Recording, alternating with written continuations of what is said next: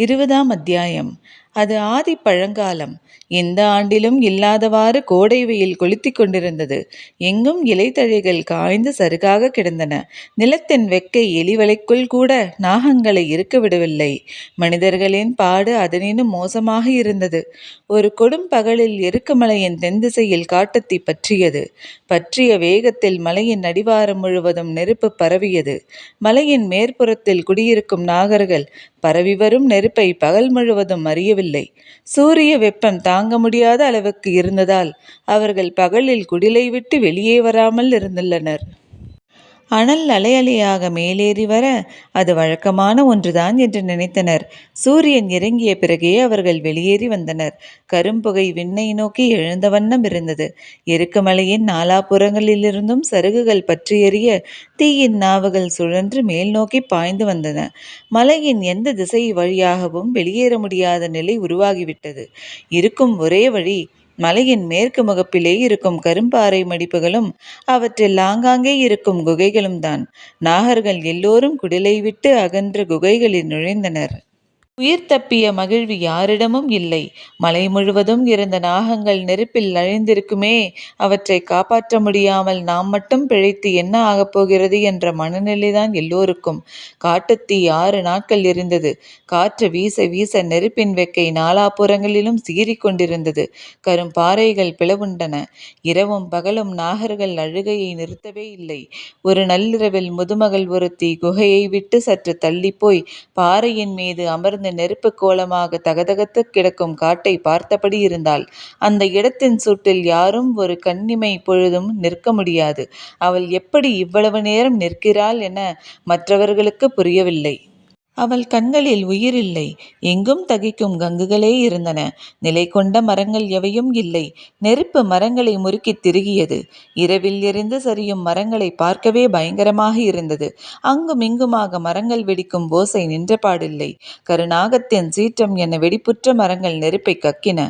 முதுமகள் அழும் கண்களை துடைத்தபடி பாறையை விட்டு எழுந்தாள்.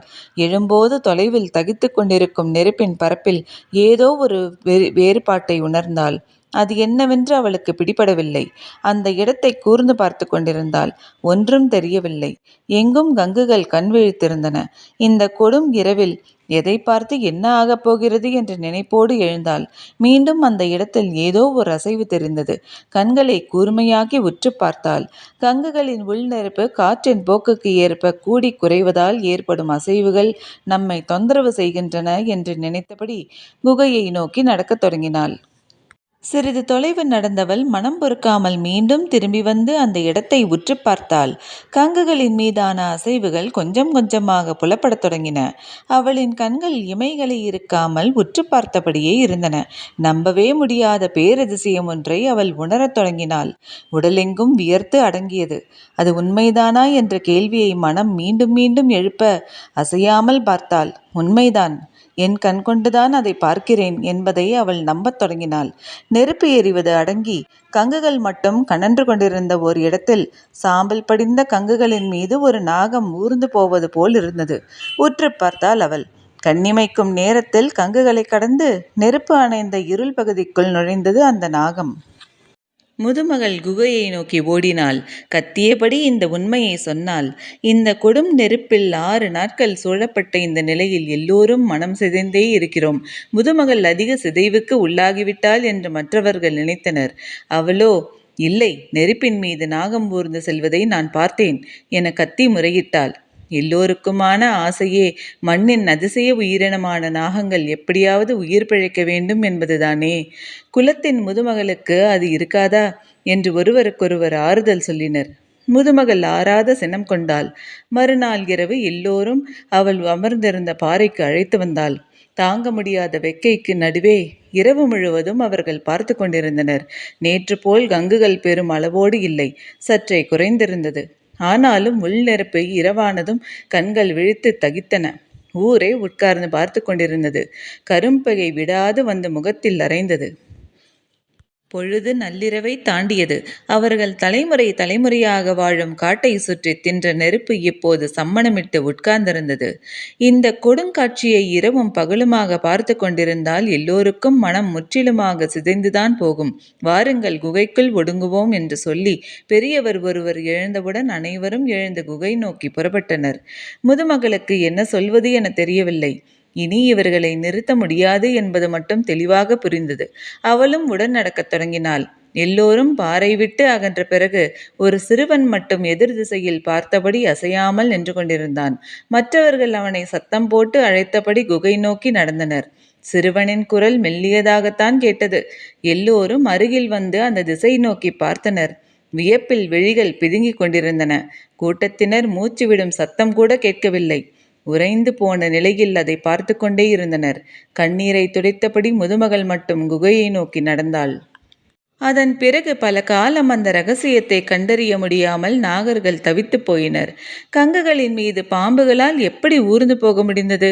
விடை தெரியாமல் இருந்த கேள்விக்கு முதுமகள் தான் ஒரு நாள் விடை கண்டாள். அந்த மலையின் தென்திசை பாறை இடுக்குகளில் ஓர் இடத்தில் தீக்களி உள்ளது.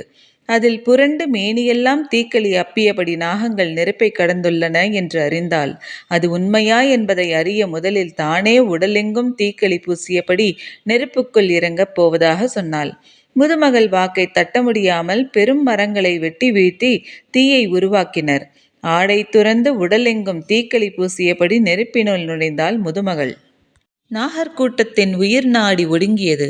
அவள் உள் நுழைந்த போது வீசிய காற்று தழலை கிளர்ந்தழச் செய்தது. குலத்தின் முதுமகள் நெருப்பில் மறைந்தாள். கன நேரத்தில் பதறிய ஆண்கள் தண்ணீர் கொண்டு ஊற்றி நெருப்பை அணையுங்கள் என்று கத்த, பெண்களோ முதுமகள் வாக்கை மீற அனுமதிக்க மாட்டோம் என்று தீயை காத்து நின்றனர். சூழ்கொடி என படர்ந்திருந்த நெருப்பின் கிளைகளை விலக்கி வெளியே வந்தாள் அவள். உறைந்து நின்றனர் நாகர்கள். எண்ணெய்க்குள் நீர் நுழைய முடியாததைப் போலத்தான் இந்த தீக்களியின் தாண்டி தீ நுழைய முடியாது. சொல்லியபடியே நடந்தாள் முதுமகள். நிர்வாண நிறைச்சுடரை அழைத்து கொண்டு நீராடச் சென்றனர் நாகினிகள். நடக்கும்போது அவள் சொன்னாள், நெருப்பு கண்களுக்குள் படாமல் பார்த்து கொள்ளுங்கள். அவ்வப்போது கண்கள் திறந்தால் போதும். அவளின் குரலை கண்விழித்து கேட்டுக்கொண்டிருந்தன நாகங்கள். தழல் மாலை சூடி வந்தவளின் மேனியெல்லாம் நீரூற்றி நீர்மாலை சூடினர். பெருஞ்சேரலின் படை எருக்குமலைக்கு சூழ்ந்து எரியூட்டிய போது நாகர்கள் பலரும் போரிட்டு மாண்டுள்ளனர். மிஞ்சியவர்கள் உடலெங்கும் தீக்களி பூசி அந்த நெருப்பிலிருந்து வெளியேறி பரம்புமலை வந்து சேர்ந்தனர். அப்போதிருந்து அவர்களின் குல வழக்கப்படி கொற்றவை கூத்தில் கைப்புணர்ந்தாடும் துணுங்கை கூத்து நிகழ்கிறது.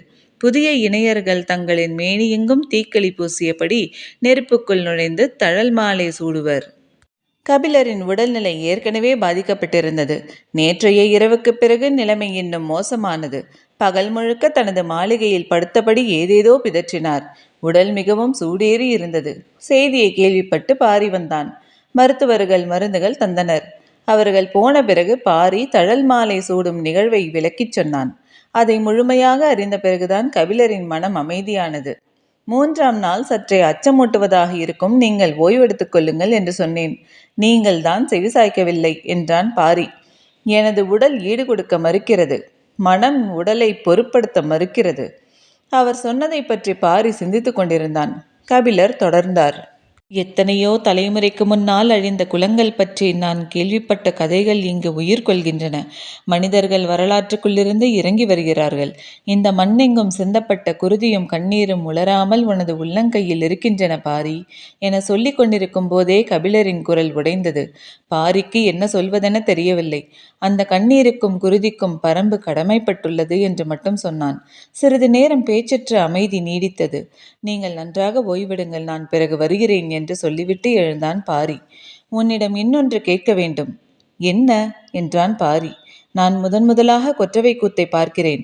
தழல் மாலை சூடலை பற்றி கேள்விப்பட்டது கூட இல்லை. ஆனால் நீ காலங்காலமாக அதை பார்த்து கொண்டிருப்பவன். அப்படியிருக்க அவர்கள் நெருப்புக்குள் இறங்கும்போது உனது உடல் நடுங்கியது ஏன்? உனது கண்கள் ஏன் கலங்கின? கபிலரின் கேள்வி பாரிக்கு பெரும் வியப்பை கொடுத்தது. நெருப்பாடல் கண்டு கூட்டமே உறைந்து போயிருந்த வேளையில் தன்னை எப்படி இவ்வளவு கூர்மையாக கவனித்தார்? எழுந்த பாரி கபிலரின் அருகில் உட்கார்ந்தான். அவனது முகத்தில் இவ்வளவு நேரமில்லாத ஓர் இளஞ்சிரிப்பு ஓடி மறைந்தது. பாரி சொன்னான், நேற்று தழல் மாலை சூட 3 இணையர்கள் நெருப்புக்குள் இறங்கினர் அல்லவா? நெருப்புக்குள் பின்புறமிருந்து உடல் எல்லாம் தீக்களி பூசிக்கொண்டு இறங்குபவர்களை நெருப்புக்கு முன்புறம் உட்கார்ந்திருக்கும் நம்மால் எளிதில் அடையாளம் காண முடியாது. நேற்றும் அப்படித்தான். ஆனால் 3வது இணை உள்ளிறங்கும் போது அந்த ஆண்மகன் யார் எனக்கு தெரியவில்லை. ஆனால் அந்த பெண்மகள் யார் என்று எனக்கு தெரிந்தது. நேரத்தில் கண்டறிந்தேன். சற்றே அமைதி காத்த பிறகு பாரி சொன்னான், அவள் என் மூத்த மகள் அங்கவை. அதிர்ந்தார் கபிலர். பாரி தொடர்ந்தான், சிறுவயதிலிருந்து தழல் மாலை சூடுவதை பார்த்து கொண்டிருக்கிறேன். நெருப்பால் தீக்களியை மீறி ஒன்றும் செய்துவிட முடியாது என்று நன்றாக தெரியும். ஆனால் உள்ளிறங்கியது அங்கவை என தெரிந்த கணத்தில் எனது உடல் நடுங்கியது. அவள் ஆட்டத்தில் சிறந்தவள். தனது இணையோடு நெருப்பில் இறங்கி ஆடுகிறாள். காதல் கொண்டு நெருப்பில் குளிக்கும் உன் மகளை பார் என ஒரு பக்கம் மனம் துள்ளி குதித்தது. இன்னொரு பக்கமோ தழலுக்குள் இறங்குவது என் தசை என துடித்தது. உடலும் மனமும் இரு கூறுகளாக பிளவுண்டதாக நீங்கள் சொன்னீர்களே, எனக்கோ மனமே இரு கூறுகளாக பிளவுண்டது. கலங்குவதிலும் கலங்கி மீள்வதிலும் பாரியே சான்றாகி இருக்கிறானே என கபிலருக்கு தோன்றியது. அவள் காதல் கொண்டது உனக்கு தெரியுமா? அவள் காதல் கொண்டுள்ளாள் என்பதை நான் முன்னே கணித்து விட்டேன். ஆனால் யாரை தேர்ந்தெடுத்துள்ளாள் என்றுதான் தெரியாமல் இருந்தது. இப்போது தெரிந்ததா? இல்லை, நெருப்பில் நம் தசையைத்தானே நாம் உணர முடியும். அந்த இளைஞன் யார் என தெரிந்து கொள்ள ஆசையோடு இருக்கிறேன். அவளே சொல்லட்டும். அவள் காதல் கொண்டுள்ளாள் என்றால் அவன் மாவீரனாகத்தான் இருப்பான். இவளின் காதலை பெற முடிந்த ஒருவன் வீரத்தை தாண்டிய அருங்குணங்களை கொண்டிருப்பான். காத்திருக்கிறேன் அவனின் கைப்பற்றி எனக்கு எதிரில் வந்து அவள் நிற்கும் நாளுக்காக. மகிழ்ச்சி பொங்க கபிலர் கேட்டார், ஆதினிக்கு தெரியுமா? சிரித்தான் பாரி. அவளுக்கும் தெரியாமலாயிருக்கும்? தனக்கும் அவனுக்கும் ஏற்பட்டுள்ளது காதல் என்று அங்கவை உணரும் முன்பே அவள் அறிந்திருப்பாள். தாய் அல்லவா? கலங்கினார் கபிலர். மண்ணை வேர் ஊடுருவது போல மனங்களை ஊடுருவுகிறான் பாரி. தன்னையும் அவன் ஊடுருவிக் கொண்டிருப்பான். அப்படியெனில் வேளிர் குலம் நாகர்குலத்தோடு கலக்கப் போகிறதல்லவா? கலவையில்தானே புதுமைகள் பூக்கும். வேடர் குலமும் கொடிக்குலமும் இணைந்ததில்தானே வேளிர் குலம் பிறந்தது. வேளிர் குலத்தில் கலந்துள்ள கலவைகள் எத்தனை எத்தனை! என் தாய் சொல்வாள், உன் பாட்டன் திரையர் பெண்ணை மணந்தான் என்று. காட்டெருமையை அடக்கும் வலு எனது தோளுக்குள் வாய்த்தது அதனால்தானாம் என பலமுறை நினைத்திருக்கிறேன். திரையர் போல் திடம் கொண்ட ஒரு குலம் இந்த மண்ணில் வேறேது? நாளை என் பேரக்குழந்தையின் கண்களில் நீல வளையம் பூத்து மறையும் அழகை பார்க்க இப்போதே தயாராகிவிட்டேன். சொல்லும் போதே பாரியின் முகமெல்லாம் பூத்து மலர்ந்தது. கபிலரின் உடற்சூடு குறையவில்லை. மாலையானதும் அதிகமாக தொடங்கியது. நீலன் திசைக்காவல் வீரன் ஆதலால் கொற்றவை கூத்து முடிந்ததும் அவன் வேட்டுவன் பாறைக்கு சென்றாக வேண்டும். எனவே கபிலருக்கு உதவ உதிரனை அனுப்பி வைத்தார் பாரி. இளம் வீரன் உதிரன் கபிலரின் மாளிகைக்கு மாலையில் வந்து சேர்ந்தான். அந்த பெருங்கவியை விழுந்து வணங்கினான். இருக்கையில் அமர்ந்தபடி அவனுக்கு வாழ்த்து சொன்னார் கபிலர். கொண்டு வந்த பச்சிலை உருண்டைகளை அவர் கையில் கொடுத்து வாயில் போட்டுக்கொள்ள சொன்னான். எனது உடற்சூடு குறைந்துள்ளதாக உணர்கிறேன். குடிக்க நீரை குவளையில் நீட்டியபடி உதிரன் சொன்னான். இன்னும் குறையவில்லை. உதிரனை உற்று பார்த்தார் கபிலர். உங்களின் கால் தொடும்போது அறிந்தேன். கட்டுடல் கொண்டு போர் வீரனைப் போல் இருக்கிறாய். மருத்துவமும் அறிவாயா? இளஞ்சிரிப்பை உதிர்த்தபடி, நீங்கள் நன்றாக ஓய்வெடுக்க வேண்டும். மருத்துவர்கள் மீண்டும் மீண்டும் சொல்லி அனுப்பியுள்ளனர் என்றான் உதிரன். பெரியவர்கள் சில வேலைகளை செய்ய மறுப்பார்கள். அதற்கான காரணங்கள் அவர்களிடம் இருக்கும். அதுதான் சரி என உறுதியாக நம்புவார்கள். அதை மீறி அவர்களை செய்ய வைக்க சிறந்த வழி வயதில் மிக சிறியவர்களிடம் அந்த பொறுப்பை ஒப்படைப்பதுதான். இறங்கி வந்து அவர்களால் வாதாட முடியாது. அவர்களை கொண்டே அவர்களின் தரப்பை வீழ்த்தும் முயற்சி. பாரி அதையே செய்தான்.